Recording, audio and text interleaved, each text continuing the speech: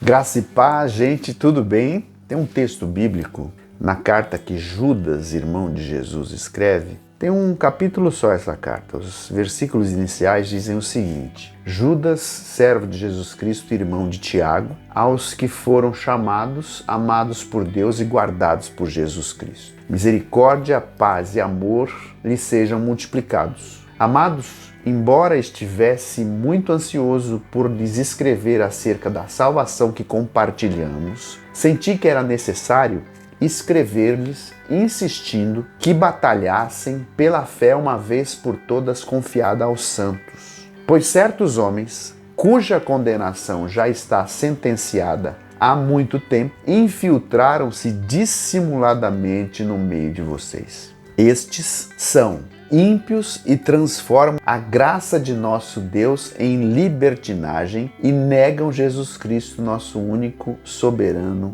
Senhor. Muito interessante perceber como essa carta revela uma atualidade.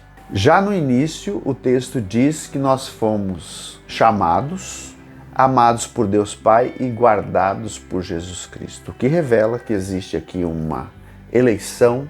Essa eleição foi feita em amor, porque nós somos amados por Deus, e para além disso também somos guardados por Jesus Cristo, ou seja, o maligno não pode nos tocar. Judas diz que ele tinha a intenção de escrever a respeito da salvação compartilhada entre os santos, mas ele se vê na obrigação de mudar o assunto da sua carta. Aí ele diz que ele vê uma necessidade de escrever para que aqueles crentes, seus leitores, batalhassem pela fé que uma vez foi dada aos santos. Interessante porque por essa fé é necessário batalhar. Tem muita gente que migra de uma fé sensata, de uma fé bíblica, de uma fé que, como Judas diz, foi dada aos santos pelo próprio Deus, para uma fé mística, para uma fé esotérica, para uma fé em que Deus se torna uma espécie de agente de barganha em que nós podemos, pela fé, manipulá-lo. Nós fazemos isso e aquilo, ele nos dá aquilo e aquilo outro.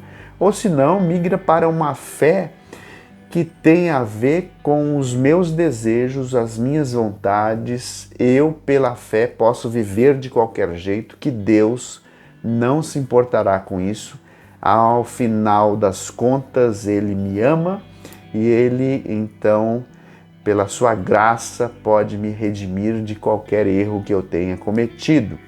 Judas vai falar exatamente isso quando ele diz no versículo 4: certos homens transformam a graça de Deus em libertinagem. Não tem como, uma vez que nós nascemos de novo, temos consciência de quem Deus é, temos consciência do que é a palavra de Deus e também experimentamos os poderes do mundo que há de vir, como diz o livro de Hebreus, e de repente a gente nega tudo isso para viver as nossas paixões. A gente transforma essa graça de Deus em alguma coisa barata.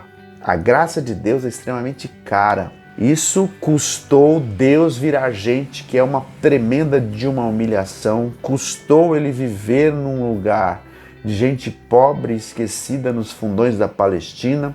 Custou ele morrer numa cruz, custou ele ser sepultado, custou um esvaziamento da sua divindade e depois da sua morte e ressurreição ele nos trouxe vida, nos trouxe paz. A graça de Deus é muito cara.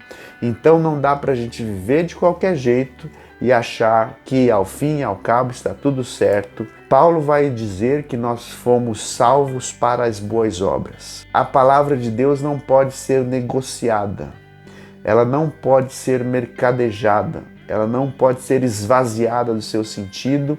Existe um jeito certo de se ler a Bíblia e o todo é inspirado por Deus, de Gênesis a Malaquias, de Mateus a Apocalipse. O que fugir disso é procedência maligna. Então, cuide do seu coração.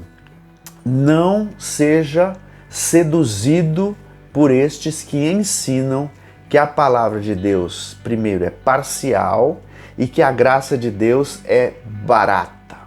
A graça de Deus é cara e qualquer que se pretenda cristão vive no temor de Deus, fugindo da aparência do mal e tem certeza da sua salvação, não por causa das suas obras, mas por causa da sua graça, e essa graça o coloca na vida como alguém que manifesta a presença de Deus, como alguém que é sal da terra e luz do mundo. Pense nisso, a graça de Deus não é barata, nós não precisamos de líderes que vão nos desviar do caminho do Senhor, nós precisamos de líderes que nos conduzam em paz, na verdade, e que conseguem traduzir, explicar a Bíblia para que haja uma manutenção da nossa fé, uma fé genuína, uma fé bíblica.